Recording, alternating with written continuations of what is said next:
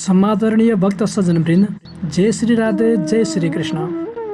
सर्वप्रथम मङ्गलाचरण गर्दै श्री स्वस्थानी माताको श्री चरणमा नतमस्तक बनाऊ।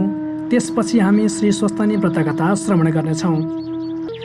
यम ब्रह्मा वरुणेन्द्र रुद्र मरुतः स्तुन्वन्ति दिव्यैस्तवैर् वेदै साङ्गपदक्रमोपनिषदैर् ज्ञायन्ति यं सामगा ध्यानावस्थि तदद्गतेन मनसा पश्यन्ति यं योगिनो यस्यान्तं न विदुः सुरासुरगणा देवाय तस्मै नमः।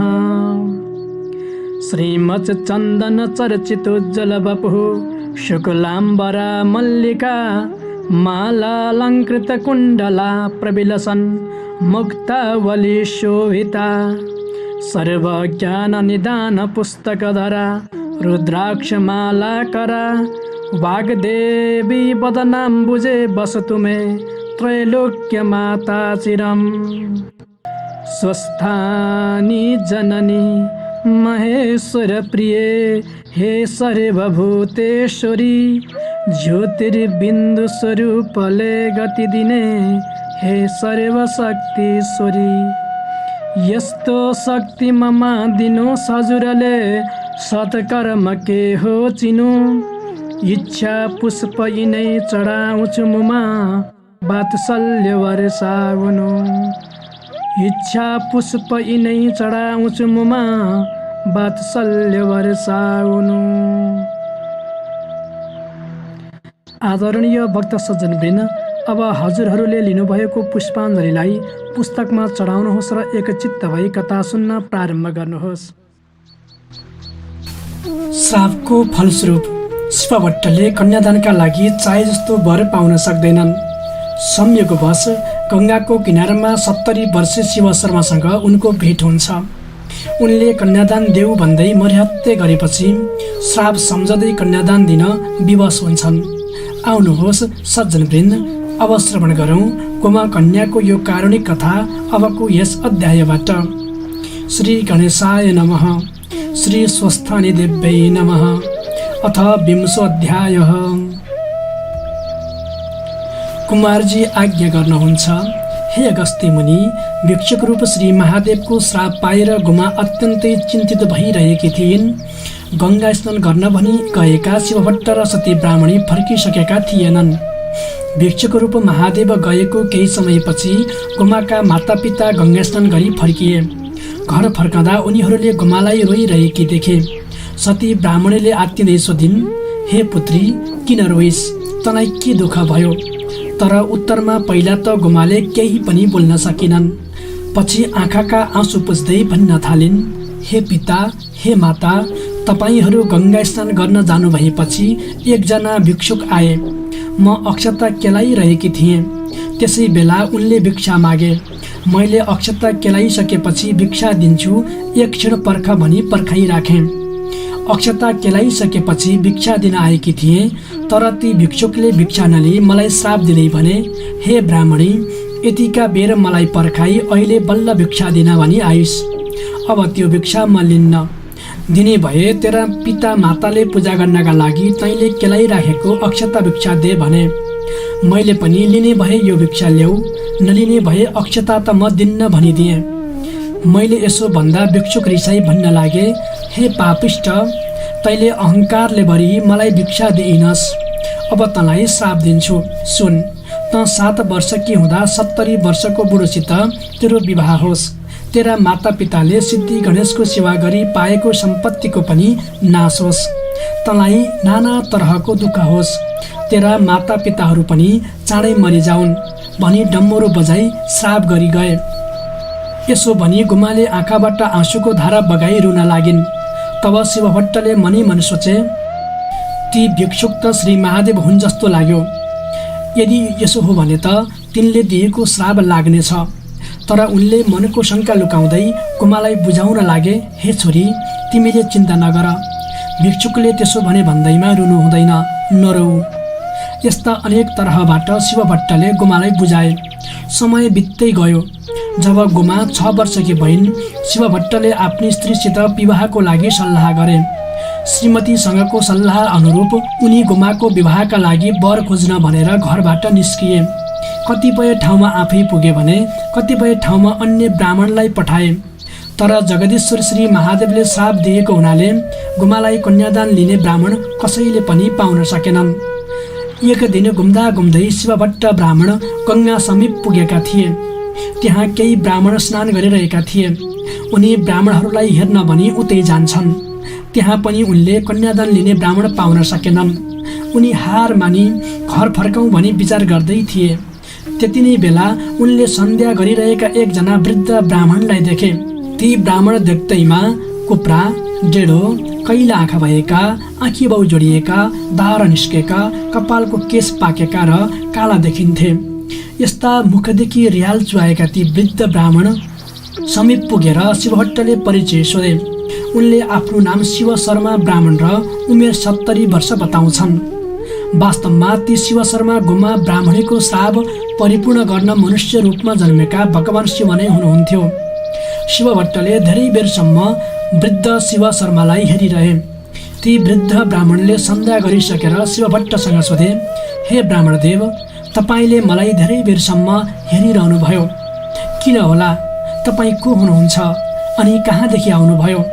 यसरी शिवभट्टलाई शिव शर्माले सोधेपछि शिवभट्टले उत्तर दिए, म शिवभट्ट नाम गरेको ब्राह्मण हुँ। मेरा घरमा एक कन्या छिन्। कन्यादान दिन भनी वर खोजी हिँडिरहेको थिएँ, कहीँ पनि पाउन सकिन।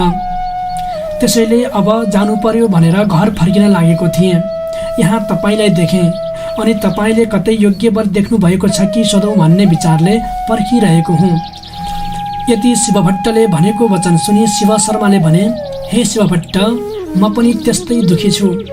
16 वर्षको उमेरदेखि कसैले कन्यादान दिए लिनु पर्ला भन्दा भन्दै यतिका वर्ष बितिसके, तर आजसम्म पनि मलाई कन्यादान दिने कोही पाएको थिइनँ। आज मेरो भाग्यले तपाईँलाई पाएँ। हे पिता, अब ममाथि दया गर्नुहोस्। तपाईँकी पुत्री मलाई कृपा गर्नुहोस्।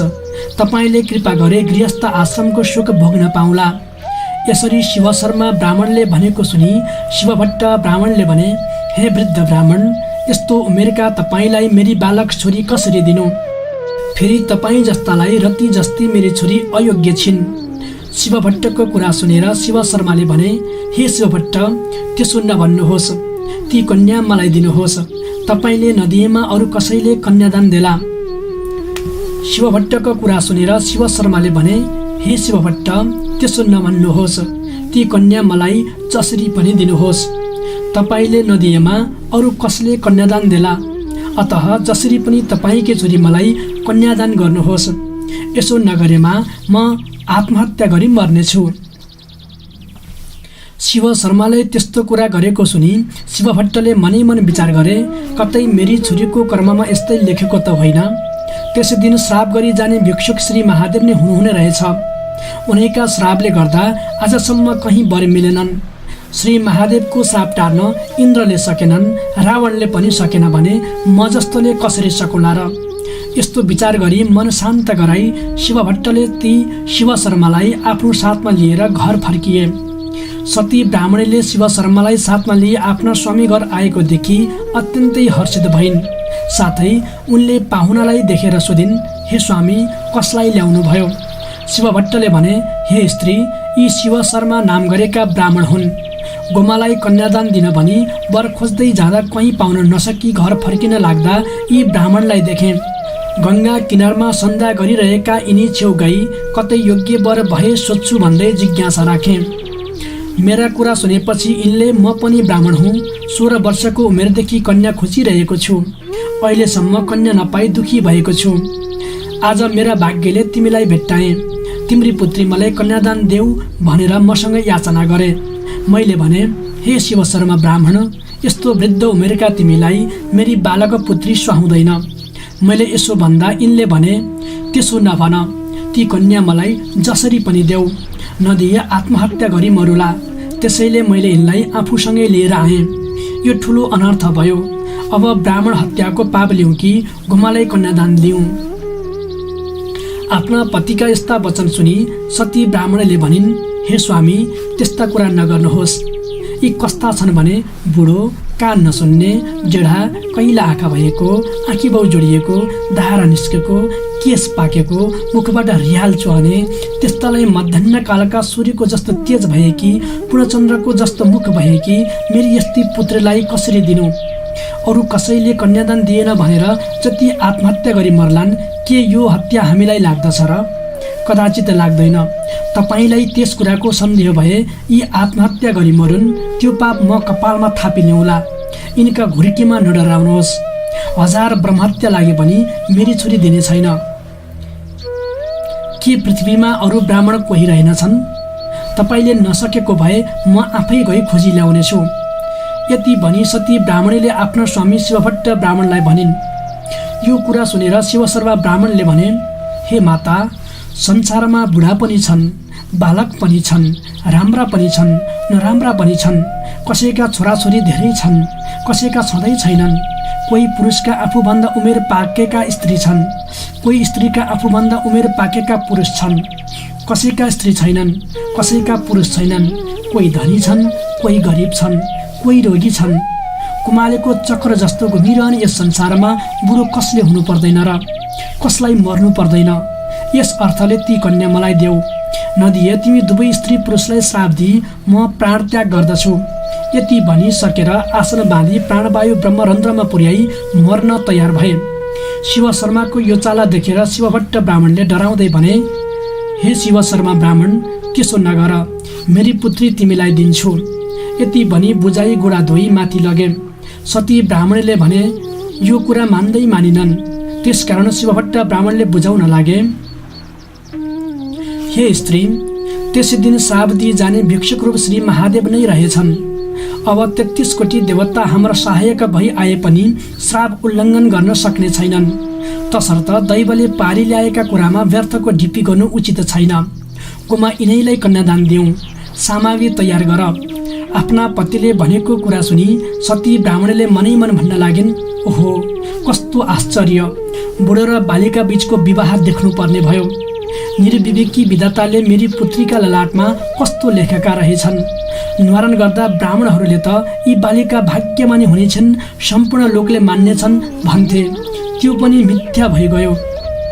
हामीले नगर्ने कर्म त त्यस्तो केही गरेका थिएनौँ। सबैको भलो नै गर्थ्यौँ। के पापले मेरी पुत्रीलाई श्री महादेवले यस्तो श्राप दिनुभएछ? फेरि यस बालिकालाई के ज्ञान थियो र श्री महादेवले यस्तो अनर्थ गर्नुभयो?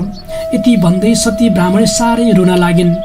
आफ्नी स्त्रीको यस्तो चालादेखि शिवभट्ट ब्राह्मणले भने, हे श्रीमती, तिमी नरौ। दैवले जस्तो गर्नु छ उस्तै हुन्छ। विस्मात नगर। शिवशर्मा ब्राह्मणलाई भोजन गराऊ र सुत्ने ठाउँको प्रबन्ध गरिदेऊ। यति आफ्ना पति शिवभट्टले भनेको सुनि सती ब्राह्मणीले नाना उपचार तयार गरी भोजन गराई सुत्नलाई ठाउँ देखाइदिइन्। शिवशर्मा सुत्न गएपछि आफ्नी पुत्री गुमालाई बोलाएर सती ब्राह्मणीले भन्न लागिन्, हे छोरी, तिम्रो विवाह हुन लाग्यो। यिनै वृद्ध ब्राह्मणलाई कन्यादान दिन्छौँ, किनभने त्यसै दिन तँलाई श्राप दिने भिक्षुक श्री महादेव नै हुनुहुने रहेछ। तैँले त्यो श्रापको भोग गर्नु नै पर्ने भयो। हामीलाई दोष नदी अनि तँ पनि सुर्ता नगर। तेरा भाग्यमा यस्तै लेखेको रहेछ। यति भनी आँखादेखि आँसु खसाली ठुलो प्रीतिले काखमा लिइन्। आफ्नी माता सतीले भनेको वचन सुनि गुमा ब्राह्मणीले भनिन्, हे माता, तपाईहरूलाई केही दोष छैन। मेरो कर्ममा यस्तै लेखेको रहेछ। फेरि श्री महादेवले दिएको श्राप मिथ्या गर्न को सक्दछ र? अघि मैले अहङ्कार गरी भिक्षुक श्री महादेवलाई अनादर गरेको हुनाले यो फल भोग्नु परेको हो। जो मनुष्यले भिक्षा माग्न आएको भिक्षुकलाई भिक्षा नदिई विमुख गरी पठाउला, त्यो अवश्य यस्तो अवस्थामा पर्ला। जो मनुष्यले भिक्षा माग्न आएका भिक्षुकलाई भिक्षा दिई सन्तुष्ट गरी पठाउला, त्यसले यस लोकमा र परलोकमा पनि सुख पाउनेछ। हे माता, चिन्ता नगर्नुहोस्। बुढो भए पनि, खोरण्डा भए पनि, दरिद्र भए पनि, कुष्ठी भए पनि, पापी भए पनि मलाई दैवले यस्तै पारिलायो। भगवान रामचन्द्रलाई त दैव लागेर वनवास जानु परेथ्यो। वनवास जाँदामा पनि रावणले सीता हरेर लग्यो। फेरि श्री महादेव जस्तालाई पनि दैव लागेर कालकुट विष आफ्नो कण्ठमा राखी नीलकण्ठ भई रहनु पर्यो। युधिष्ठिर जस्ता धर्मात्मा राजालाई पनि दैव लागेर राज्य नष्ट भई 5 भाइले वनवास गुप्तवास जानु पर्यो। द्रौपदीलाई दैव लागेर दुर्योधनका सभामा निर्वस्त्र भई लज्जित बनाउने प्रयास गराइयो। बलिराजा जस्ता दातालाई पनि दैव लागेर पातालमा बस्नु पर्यो। फेरि कृष्णको जस्तो माया कसको छ र? तिनलाई पनि दैव लागेर आफ्ना सामु आफ्नै नाति अनिरुद्धलाई बाणासुरले नागपासले बाँधेको र 56 कोटी यदुवंशी नाश भएको देख्नु पर्यो। ब्रह्माण्डमा सम्पूर्ण मनुष्य, कीट, पतंग, राक्षस इत्यादि जति जीवात्मा छन् सबैको सृष्टि गर्ने ब्रह्मालाई पनि दैव लागेर आफ्नो शिर कटाइरहनु पर्यो। देवताका राजा इन्द्रलाई दैव लागेर राज्य छोडी भुग्नु पर्यो। देवताका राजा इन्द्रलाई दैव लागेर राज्य छोडी भाग्नु पर्यो। हे माता, दैवको गति उल्लङ्घन गर्न कोही सक्दैनन्। पूर्व जन्ममा आफूले गरी आएका कर्मको फल भोग्नै पर्दछ। जस्तो घडाले धेरै पानी भएको समुद्रमा गए पनि घडाभरि मात्र जलाउँछ, त्यस्तै आफ्नो ललाटमा लेखेको मात्र हुन्छ। तपाईहरूले दिएको ठाउँमा म खुसीसित जाउँला, सन्देह नगर्नुहोस्। यसरी गुमाले भनेको सुनि सती ब्राह्मणीले खुसी भई भनिन्, हे पुत्री, त धन्य रहेछस्। यस्तो बालक अवस्थामा पनि तँलाई यस्तो ज्ञान भएछ। यस्ता प्रकारको रातभरि दुई आमा छोरी कुरा गरिरहे र भोलिपल्ट शिवभट्ट ब्राह्मणले हजाम डाक्न पठाई शिवशर्मा ब्राह्मणको कपाल खोर्न र हात गोडाका नङ काट्न लगाए। पूर्ण तयारी भएपछि शिवभट्ट ब्राह्मणले लग्न ठहराए। नाना मङ्गलयात्रा गर्दै आफ्ना मर्यादाले गुमा ब्राह्मणीलाई हिरा, मोती, माणिक्य, रत्न आदि नाना वस्त्र अलङ्कार पहिराई शिवशर्मा ब्राह्मणलाई कन्यादान दिए। गुमा ब्राह्मणीले हातमा फूलको माला लिई शिवशर्मा ब्राह्मणका गलामा लगाइदिइन् र प्रणाम गरिन्। कन्यादान गरिसकेपछि शिवभट्टले ब्राह्मणहरूलाई श्रद्धापूर्वक दक्षिणा दिई भोजन गराए अनि ब्राह्मणहरू पनि बिदा भई आफ्ना आफ्ना घरमा गए। गुमा ब्राह्मणीले पनि शिवशर्मा ब्राह्मणलाई ठुलो प्रीतिको साथ सेवा गरी सुखपूर्वक राखिन्। इति श्री स्कन्द पुराणे केदारखण्डे माघ महात्म्ये कुमार अगस्त्य संवादे श्री स्वस्तानी व्रतकथायां गोमा कन्यादान नाम 20 अध्यायः। श्री उमा महेश्वराभ्यां नमः।